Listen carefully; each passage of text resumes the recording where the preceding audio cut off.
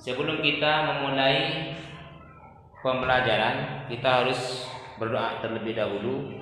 Mudah-mudahan apa yang kita pelajari pada hari ini bermanfaat kepada kita semua. Al-Fatihah. Selesai. Bagaimana kesehatan teman-teman yang ada di kelas 6?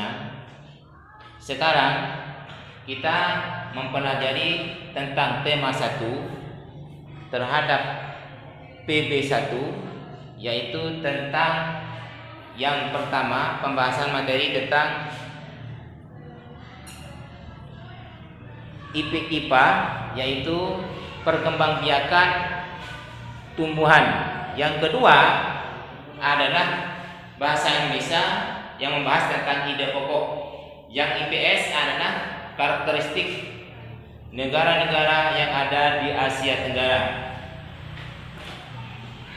Yang dibahas pertama kali pada pertemuan sekarang ini yaitu tentang perkembangbiakan tumbuhan. Di daerah kita atau di lingkungan kita ada yang dinamakan yaitu tumbuhan jagung atau tanaman jagung. Tanaman jagung itu di daerah lingkungan kita yang banyak dibutuhkan karena itu banyak mengandung karbohidrat. Oleh karena itu, kalau kita memahami terhadap proses perkembangbiakan tumbuhan pada jagung, ini kan ada dua. Yang paling pokok yaitu adalah tongkol jagung dan bunga jagung. Ini bunga jagung ini dinamakan kepala putih. Tepung sari. Yang pada tongkol jagung ini kan ada bulu-bulunya. Ini yang dinamakan kepala putih. Nah, ini proses perkembangbiakan terhadap tumbuhan jagung. Ini apabila pertumbuhan jagung ini jatuh atau ditiup angin, ini jatuh kepada kepala putih, ini akan berkembang menjadi bakal biji atau yang dinamakan biji di sini. Ini akan terus mengalir ke dalam tongkol ini, akan menjadi daging dan akan menjadi biji nanti pada akhirnya. Ini adalah perkembangan terhadap tumbuhan jagung yang ada di daerah kita. Karena ini dinamakan, kalau perkembangbiakan ini yang melalui terhadap penyerbukan, ini dinamakan penyerbukan atau penempelan, ini dinamakan perkembangbiakan generatif. Karena perkembangbiakan ini ada dua macam, yaitu perkembangbiakan generatif, yang kedua perkembangbiakan vegetatif. Ini kalau perkembangbiakan terhadap tumbuhan jagung. Yang materi kedua yaitu bahasa Indonesia. Bahasa Indonesia itu yang perlu kita pahami dalam PB pertama yaitu ide pokok. Ide pokok itu disebut juga dengan gagasan pokok atau kalimat pokok. Ini dalam setiap tulisan itu kan terdiri dari beberapa paragraf.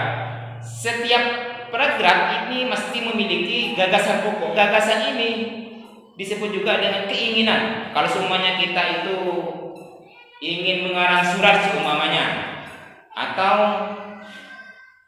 kebutuhan pribadi, saya pergi ke pasar pada waktu pagi-pagi. Setelah itu saya bertemu dengan teman di pasar, saya berbincang-bincang agak lama. Setelah itu saya mampir ke rumah paman. Ini intinya, sesungguhnya ide pokoknya ini dalam pembahasan satu paragraf itu ada yang dinamakan ide pokok. Apa ide pokoknya? Saya pergi ke pasar, itu sudah, itu dinamakan ide pokok. Nah, sekarang kalau kita membahas tentang masalah perkembangbiakan tumbuhan dalam materi itu, kita juga dibaca. Nanti setiap paragraf itu nanti kita akan menentukan ide pokoknya. Yang terakhir yaitu yang IPS, karakteristik negara-negara tetangga di Asia Tenggara. Negara di Asia Tenggara ini memiliki karakter, kebiasaan, sosial budaya yang berbeda-beda dengan negara Indonesia. Nah, sekarang negara-negara yang ada di sekitar kita yang paling dekat dengan negara Indonesia itu mesti karakteristik kebiasaan yang mulai tumbuh sejak lahir ini biasanya sama dengan negara-negara Indonesia. Dan ini kita akan mengetahui berapa jumlah negara-negara di Asia Tenggara. Terus setelah itu kita akan mengetahui negara apa yang karakteristiknya itu paling atau mirip dengan Indonesia. Mungkin demikian pertemuan tadi ini. Mohon maaf, Assalamualaikum warahmatullahi wabarakatuh.